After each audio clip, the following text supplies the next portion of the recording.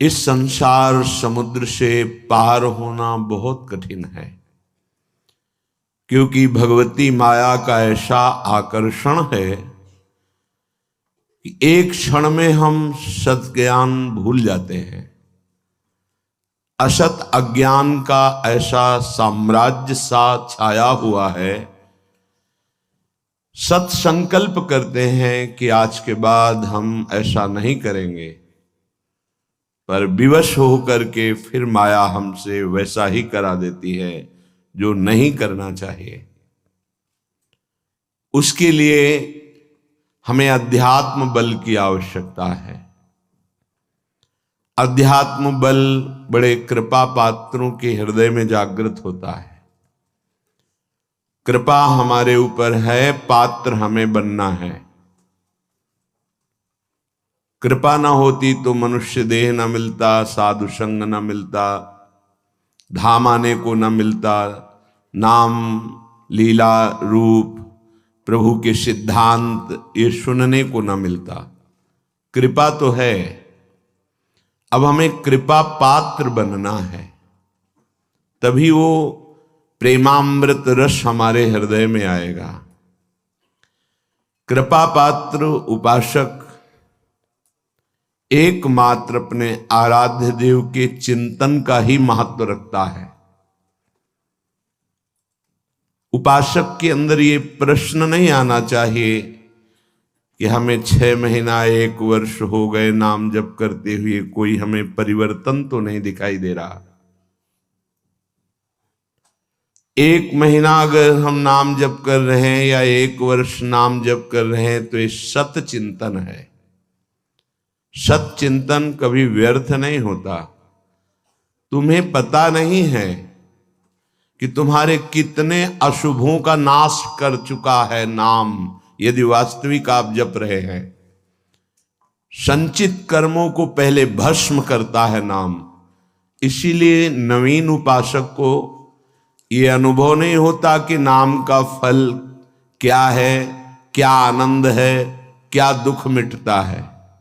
इसलिए प्रार्थना है आप अपने अज्ञान के कारण कहीं नाम जपना ना छोड़ दे कि जब से नाम शुरू किया हमें कोई लाभ नहीं दिखाई दे रहा, हमें नौकरी नहीं मिल रही, हमारा काम नहीं बन रहा, हमारे दुख नहीं मिट रहे और दुख बढ़ रहे हैं। ऐसा आपको माया अनुभव कराएगी। पर आपको दृढ़ विश्वास रखना है सदगुरुदेव के वचनों में, शास्त्र वचनों में, संत वाणी में। इसी विश्वास के सहारे हम अध्यात्म बल से युक्त हो जाते हैं। नहीं तो जब हम नाम जप करते हैं तो सबसे पहला काम नाम का होता है गोदाम में आग लगाना। जो हमारे संचित कर्मों का शुभ अशुभ गोदाम है उसको भस्म करता है। अब ये बात पता नहीं है तो वो वर्तमान में तत्काल फल देखना चाहता है कि हम नाम जप किए तो हमारी सारी कामनाओं की पूर्णता हो ही जानी चाहिए। नहीं, नाम जप का फल क्या हुआ, वो ऐसा सोचता है। पर ऐसा नहीं है। नाम जप सबसे पहले अशुभों का नाश करता है, फिर शुभ फंसाने वाले जो होते हैं वो उनका भी नाश कर देता है। इसके बाद क्रियमाण पूरा परम पवित्र करके भगवद अर्पित कराता है, प्रारब्ध भोगने की सामर्थ्य देता है। फिर आनंद का ऐसा उन्माद होता है, आनंद की ऐसी उत्तम अवस्था होती है जो वाणी से वर्णन नहीं की जा सकती। आप धैर्यवान बने, उत्साह पूर्वक नाम का जप, नाम का कीर्तन, नाम का चिंतन करें। परिणाम बहुत मंगलमय होगा। थोड़ा धीरज रखें, थोड़ा विश्वास करें। न एक एक नाम आपको उठा रहा है, अभी आपको समझ में नहीं आएगा।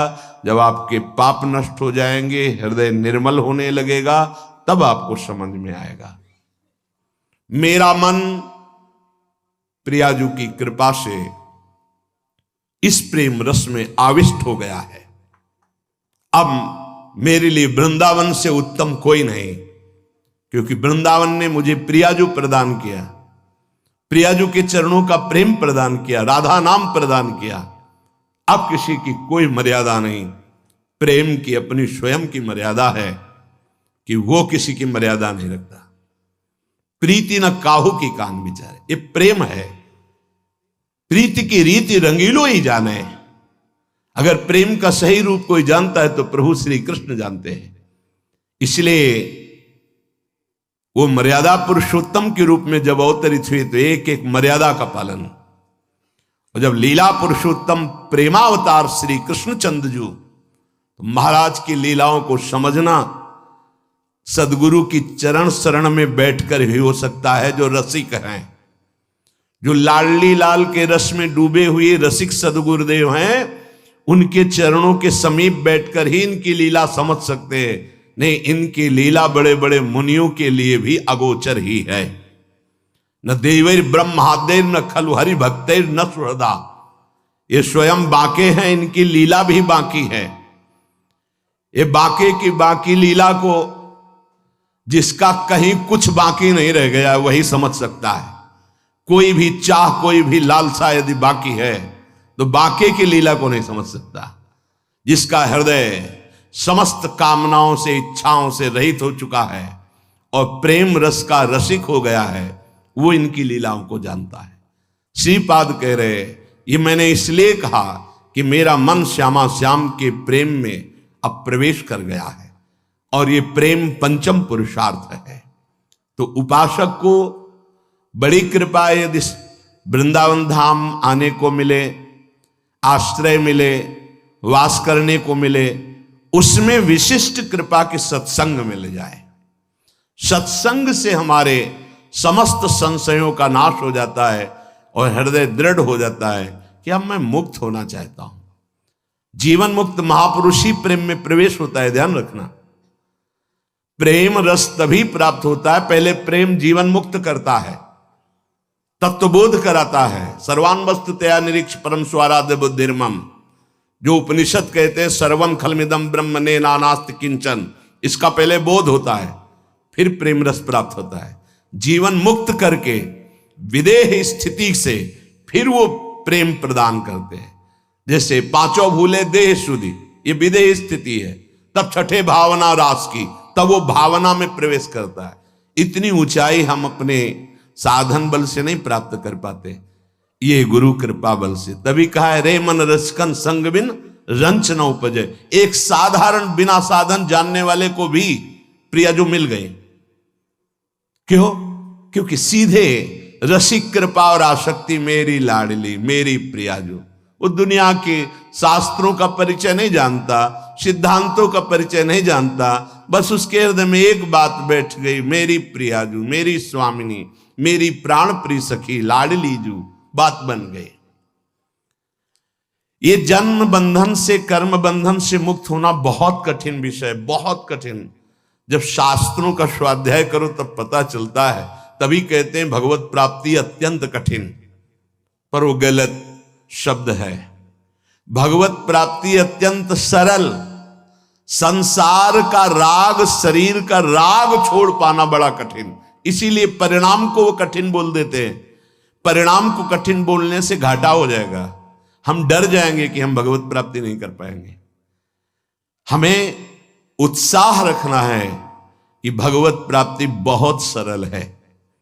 कठिन है शरीर संसार का राग छोड़ना, और इसकी जिम्मेवारी है गुरुदेव की। बस आप उनके कथनानुसार चले तो शरीर और संसार के राग का नाश हो जाएगा। परमार्थ का स्वरूप कल के सत्संग में वर्णन किया गया कि उपासक चाहे वो गृहस्थ हो या विरक्त, यदि इस मार्ग में उन्नति प्राप्त करना चाहता है तो किसी के स्वभाव या कर्म की ना तो प्रशंसा करे और ना निंदा करे। क्यों? जब वो गलत कर रहा है तो निंदा क्यों ना करें? तुम क्रिया को देख रहे हो लेकिन पावर को नहीं देख रहे। पावर गोविंद है उसमें, सामर्थ्य गोविंद है उसमें। उपासक उपास्य देव को देखता है, क्रियाओं को नहीं देखता। बोले नहीं, बहुत गंदा आदमी, उससे हम भगवान कैसे मान सकते हैं? तो गंदा उसकी क्रिया को लेकर के है, लेकिन परम कारण तत्व जो बैठा है वो निर्विकार, चेतन, अमल, सहज सुख राशि, उसको क्यों नहीं देखा? तुम क्रिया देखने वाले संसारी नहीं हो, तुम तत्व का दर्शन करने वाले भगवत भक्त हो, उपासक हो, जिज्ञासु हो। जैसे है हम छाया को देखकर, कल ध्यान कीजिए सत्संग का, छाया को देखकर भ्रम हो जाता है कोई है क्या, ठूंठ को देखकर भ्रम हो जाता है भूत है क्या, रस्सी या टायर को देखकर हमें भ्रम हो जाता है ये सर्प है क्या, पर वहां कुछ नहीं होता। वो ठूंठ है, वो रस्सी है, वो आपकी छाया है। ठीक ऐसे ही पूरे संसार में आपके सिवा कुछ नहीं है। सच्ची माने आपको भ्रम होगा, कैसे ऐसे हो सकता है? जैसे स्वप्न में आपके मन के सिवा कुछ नहीं था, तो उसमें दुश्मन भी थे, मित्र भी थे, भोग भी था, ना जाने क्या क्या था, पर जब जगे तभी वो झूठा समझ में आया ना। स्वप्न में तो आपको सब सत्य लग रहा था, ऐसे ही अज्ञान से युक्त होने के कारण आपको ये नानात्व तो सत्य लग रहा है। स्त्री पुरुष, अच्छा बुरा, नीच उत्तम मध्यम, ये आपको लग रहा है। श्री भगवान कह रहे हैं बहुत गूढ़ प्रसंग है। अगर आज का प्रसंग समझ लेंगे तो प्रियाजू के चरणों में लिपट जाएंगे कि मेरे बस की बात नहीं। ध्यान से सुनिएगा। आत्मैव तदिदं विश्वम सृज्यते सृजति प्रभु। बहुत सुंदर विषय। भगवान ने अपने आप से अपने आप का सृजन किया है, दूसरा कुछ नहीं। आत्मैव तदिदं विश्वम सृज्यते सृजति प्रभु त्रायते त्राति विश्वात्मा ह्रियते हरितीश्वरः। उसने अपने आप से अपने आप को बनाया। त्रायते त्राति विश्वात्मा ह्रियते हरितीश्वरः, और अपने आप से अपने आप की रक्षा की, पालन किया। और फिर ह्रियते हरितीश्वरः, फिर अपने आप से अपना संहार किया। यह है सत्य विषय। उद्धव तस्मान्नहात् बनोन्यस्मा दन्यो भावो निरूपितः निरूपितेयं त्रिविधा निर्मूला भातिरात्मनि इदं गुणमयं विद्धि त्रिविधं मायया कृतम्। इसलिए उद्धव तुम सच्ची बातें समझो। मैं अपने आप से अपने आप को रचा, अपने आप से अपने आप का पालन किया, और अपने आप से अपने आप का संहार कर लूंगा। किसको दोष दर्शन दें, किसकी निंदा करें, किसकी प्रशंसा करें? कोई दूसरा हो तब ना। अब कह रहे हैं हां, जिनको ज्ञान दृष्टि नहीं प्राप्त हुई है, व्यवहार दृष्टि प्राप्त हुई है, वो ये बात ना समझकर भिन्न देखते हैं। ये अच्छा, ये बुरा, ये स्त्री, ये पुरुष, ये जड़, ये चैतन्य, आदि आदि। उद्धव, ज्ञान दृष्टि के अतिरिक्त मेरे इस रहस्य को किसी और दृष्टि से नहीं जाना जा सकता। जो कुछ भी तुम्हें दिखाई दे रहा है, प्रतीत हो रहा है, तुम्हारे चिंतन में आ रहा है, ये केवल मैं ही मैं हूं। देखो, पीछे मन को लगाने की दो युक्तियां बताई गई थी। आपका मन जहां जहां जा रहा है वहां भगवान देखने की चेष्टा करे। वो वस्तु, वो व्यक्ति, वो पदार्थ, वो श्री भगवान ही हैं। क्योंकि जब पहले सृष्टि नहीं थी तो श्री भगवान थे।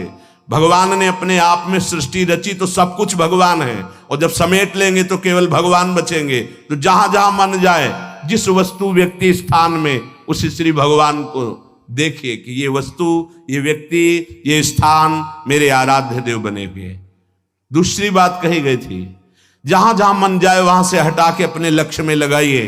बार बार मन को ऐसा करने से वो मन लक्ष्य में लग जाएगा, स्थिर हो जाएगा। अनिर्वचनीय मैं ही सब रूपों में स्वयं विराजमान हूं। इसलिए मेरी सृजन लीला देखकर, मेरी पालन स्थिति लीला देखकर और मेरी संहार लीला देखकर मेरा भक्त विचलित नहीं होता, क्योंकि मैं स्वयं का सृजन, पालन और संहार कर रहा हूं। ये जो तीन प्रतीतियां हो रही, सृजन, पालन, संहार, अध्यात्म, अधिदैव, अधिभूत, ये बिल्कुल निर्मूल हैं। जैसे माया, जैसे स्वप्न में कुछ नहीं था, वैसे ही माया के द्वारा कुछ नहीं है। न सृजन है, न पालन है, न संहार है। मान सकते हो? मलिन अंतःकरण अज्ञान की स्थिति में कैसे मान पाओगे? ना होने पर यह प्रतीत हो रहा है। कैसे? ये तीन गुणों के प्रकाश से, सतोगुण, रजोगुण, तमोगुण के प्रभाव से दृष्टा, दर्शन, दृश्य, ये त्रिविधता पैदा हो गई। ऐसी त्रिविधता को मिटाने के लिए हमें मानव जन्म मिला है, साधना मिली, किसी और को पाने के लिए नहीं, अपने आप को जानने के लिए। एतद् विद्वान मदुदितम ज्ञान विज्ञान नैपुणम न निन्दन्ति न च स्तौति लोके चरति सूर्यवत्। जो मेरे इस परमार्थ सिद्धांत को जान जाता है, वो ज्ञान विज्ञान में उत्तम स्थिति को प्राप्त हुआ महात्मा ना कभी किसी की प्रशंसा करता है, ना किसी की निंदा करता है। वो सूर्य के समान पूरे त्रिभुवन में समभाव से विचरता है। प्रत्यक्षेणानुमानेन निगमेनात्म संविदा आद्यंतवद सज ज्ञात्वा निसंगो विचरेदिह। इसलिए मेरा भक्त प्रत्यक्ष से, अनुमान से, शास्त्र से, आत्मानुभूति से, महापुरुषों से वो ये जान चुका है कि ये माया का त्रिविध खेल चल रहा है, सतोगुणी, रजोगुणी, तमोगुणी, पालन, सृजन, संहार। इसलिए वो सबसे असंग हो जाता है। ये स्थूल सूक्ष्म कारण तीनों लोग असंग होकर के वो अपने आप में तृप्त रहता है। धन्य है ऐसा महापुरुष जो अपने आप में तृप्त रहता है, वो असंग भाव से विचरता है। उद्धव जी को एक प्रश्न यहां परेशान करने लगा मन में कि आत्मा अविनाशी चैतन्य घन, शरीर जड़ नाशवान, फिर ये जन्म किसका होता है, फिर मरण किसका होता है? प्रश्न कर बैठे। बहुत सुंदर प्रश्न है और बहुत सुंदर उत्तर है। यदि आप समझ पाए तो आप प्रियाजू के चरणों में भाग पड़ेंगे, क्योंकि आपकी समझ के परे की बात है। कि लाडली जो मेरी तो कुछ समझ में नहीं आया, बस मैं तो यही कह रहा हूं, हमारी महारानी श्री राधा रानी। इसलिए थोड़ा धूप का ताप लगे ना तो वृक्ष की छाया अच्छी लगती है। देखो, संसार से मुक्त होने के लिए ये बहुत जोर का प्रश्न है।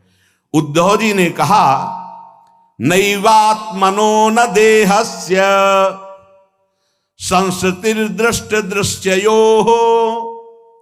अनात्मस्व दृशोरीस कस्य स्युदुपलभ्यते। प्रभु, ये चर्चा आपको मिलेगी नहीं प्राय, क्योंकि कथन और श्रवण के लिए स्थान की भी जरूरत होती है। तो यह श्रीधाम वृंदावन, और यहां व्यक्त अव्यक्त बड़े बड़े महापुरुष पधारे हुए हैं। तुम्हारी दृष्टि नहीं है तो तुम्हें व्यक्ति समझ में आएगा। जहां भगवत शास्त्रों का सत्संग होता है, वहां सनक सनंदन सनातन सनत कुमार श्री हनुमान जी महाराज, बड़े बड़े महाभागवत पधारते हैं, और उन्हीं के सानिध्य से समझ में आ सकता है।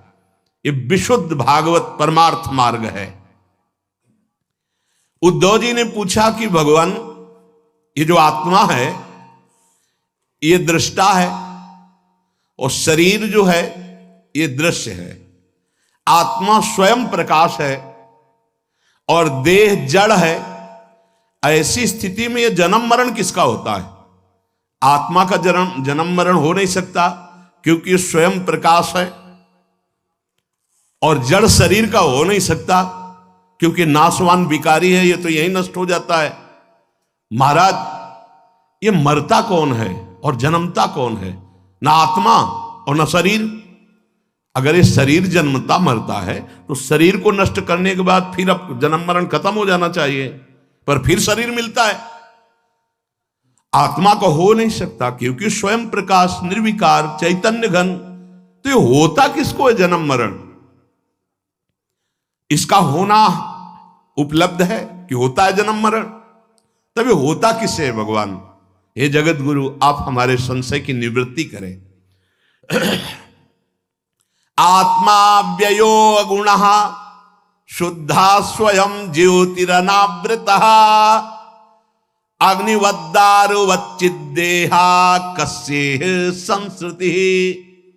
नाथ, आपकी कृपा से इतना तो पता चला है कि आत्म तत्व अविनाशी है, प्राकृत अप्राकृत गुणों से रहित है, शुद्ध स्वयं प्रकाश है, कोई भी आवरण उसे ढक नहीं सकता। शरीर विनाशी है, साकार है, अशुद्ध है, आत्मा से प्रकाशित है और आवृत है माया के गुणों से। प्रभु, आत्मा तेज स्वरूप प्रकाशमान, शरीर काठ की तरह अचेतन, फिर ये जन्म मृत्यु संसार किसको प्राप्त होता है? कौन है जो बार बार जन्मता है मरता है? श्री भगवान वाच यावद्देहेन्द्री प्राणै रात्मनः सन्निकर्षणम संसारा फलवास्तावद पार्थो अविवेकिनः। भगवान श्री कृष्ण ने कहा, प्रिय उद्धव, बहुत तुमने विशुद्ध परमार्थ के स्वरूप